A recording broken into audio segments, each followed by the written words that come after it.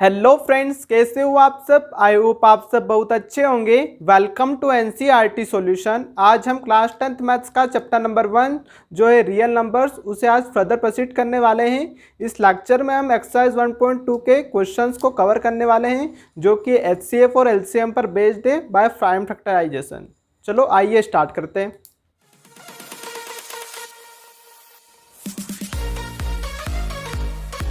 Friends, हमारा पहला question है जिसमें हमें प्राइम फैक्टर्स फाइंड करने हैं। कुछ नंबर दिए गए हैं उनके, तो हम समझ लेते हैं। पहला है फैक्टर्स। ये प्राइम फैक्टर, पहले फैक्टर्स को समझते हैं। फैक्टर मतलब जो हमें कुछ नंबर्स दिए गए हैं वो किन किन नंबर के प्रोडक्ट में लिखे जा सकते हैं, वो नंबर किन किन से डिवाइड हो सकते हैं। जैसे हमें कुछ नंबर दिया गया 6 को हम 2 into 3 लिख सकते हैं। जैसे ये 6 को हम 2 से डिवाइड कर सकते, 3 से डिवाइड कर सकते हैं। इनके प्रोडक्ट से मिलकर 3 बना है। जैसे एक और एग्जांपल लेते हैं 10, जो कि 2 into 5 और 2 दोनों से बना है मिलकर ये। एक और देखते हैं जैसे 30 को हम लिख सकते हैं 2 into 3 into 5।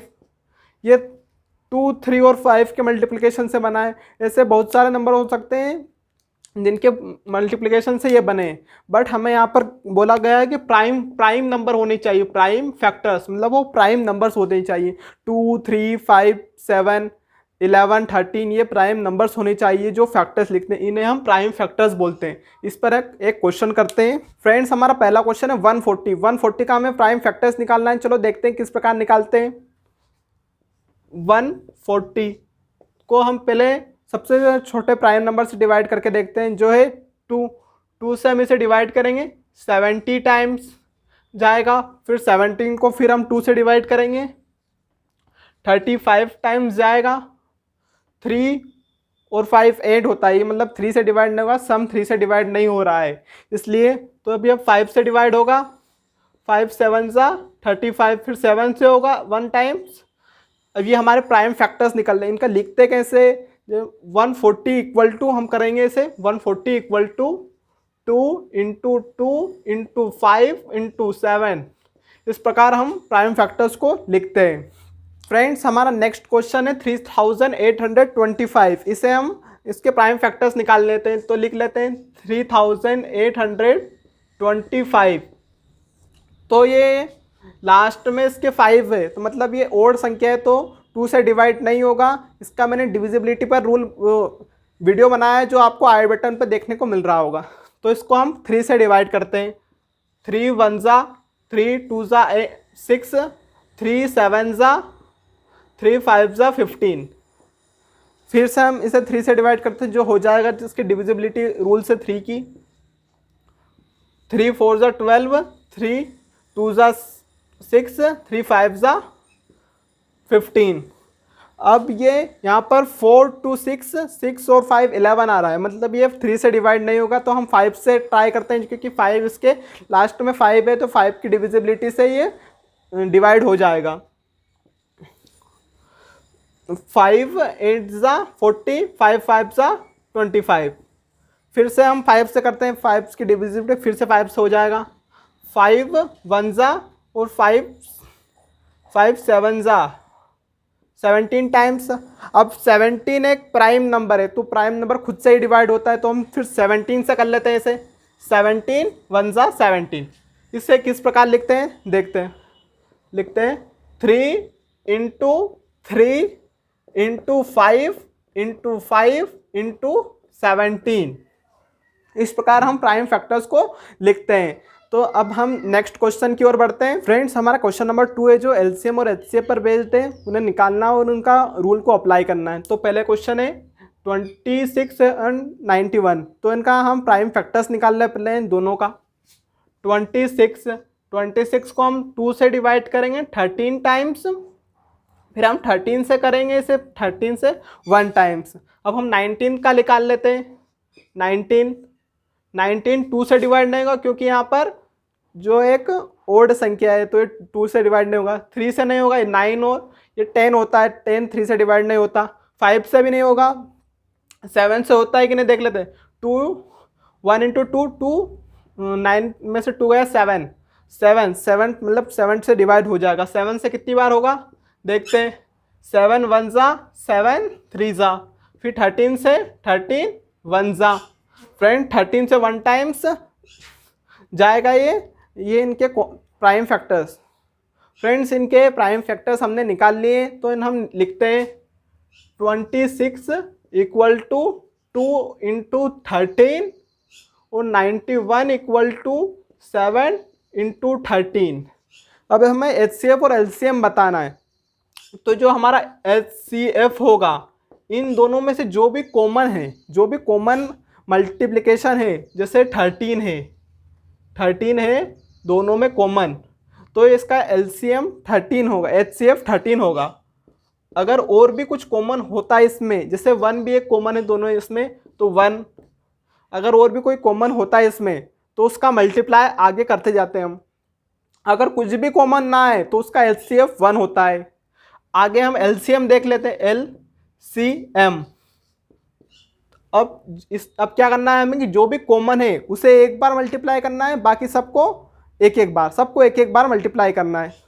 2 into 7 into 13, 2 into 7 into 13, 31, और हमारा HCF आ गया 31, LCM आ गया हमारा 182।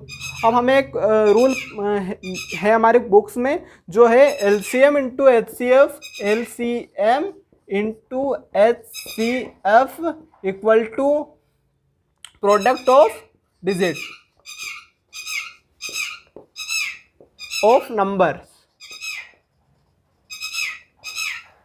तो क्या होगा देखते हैं, 13 इंटू 182, 13, ये 13 है, इसका मल्टीप्लाई 182 से करना है, और 26 इंटू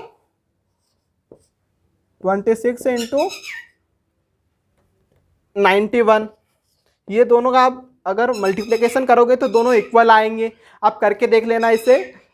इस टाइप के आपको बचे हुए दोनों पार्ट्स आपको खुद को करना है। LCM प्राइम फैक्टर्स निकालना है, HCF निकालना है, LCM निकालना है, वो दोनों का मल्टीप्लिकेशन करके उन्हें शो करना है। तो हम नेक्स्ट क्वेश्चन की ओर बढ़ते हैं, वो भी LCM और HCF पर बेस्ड है।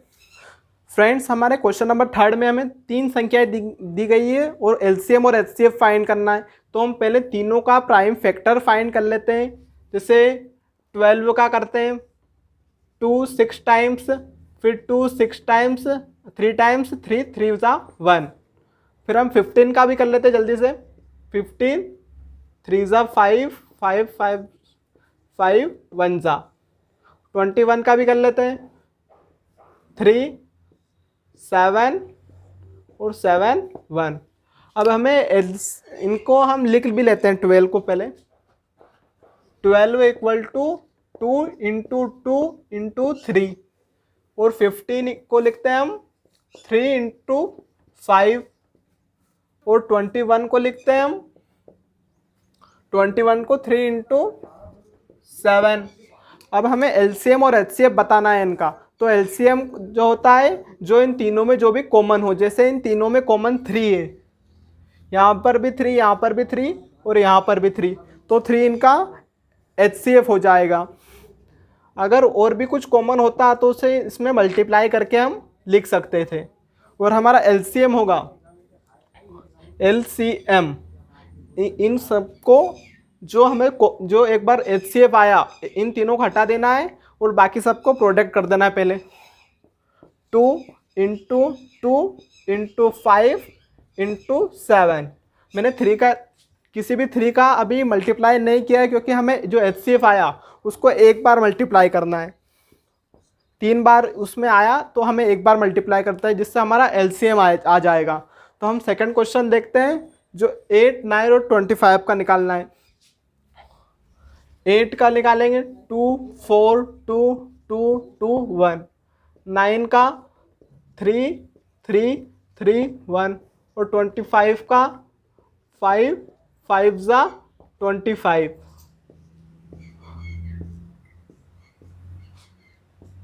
अब इनको हम लिख भी लेते हैं। 8 इक्वल टू 2 इंटू 2 इंटू 2। 9 को 9 3 इंटू 3, 25 को लिख लेते हैं हम 5 × 5।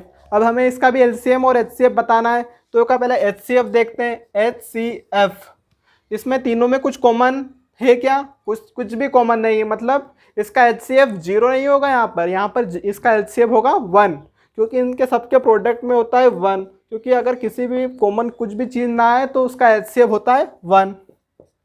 और एलसीएम देख लेते हैं। एलसीएम अगर कुछ कॉमन नहीं है तो हमें सबका प्रोडक्ट करके लिख देना है बस केवल।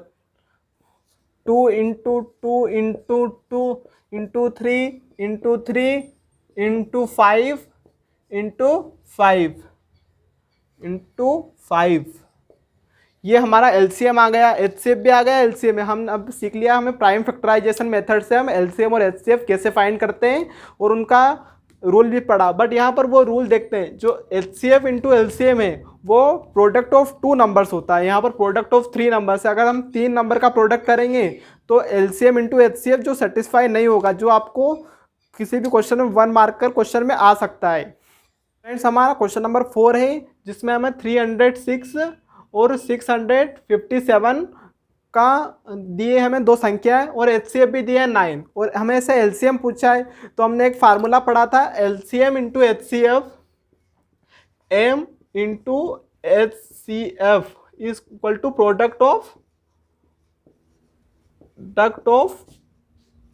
2 नंबर। तो हमें एचसीएफ पता है और 2 नंबर भी पता है, तो हम एलसीएम निकाल सकते हैं। कैसे निकालते हैं? एलसीएम इक्वल टू ये प्रोडक्ट ऑफ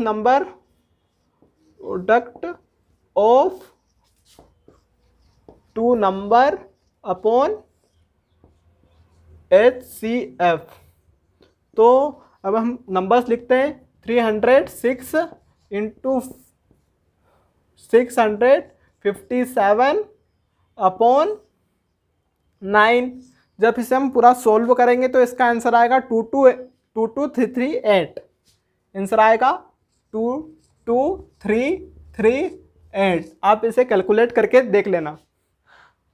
फ्रेंड्स, आज की वीडियो में इतना ही। वीडियो अच्छा लगा हो तो अपने दोस्तों को ये वीडियो ज़रूर शेयर करें। Thank you.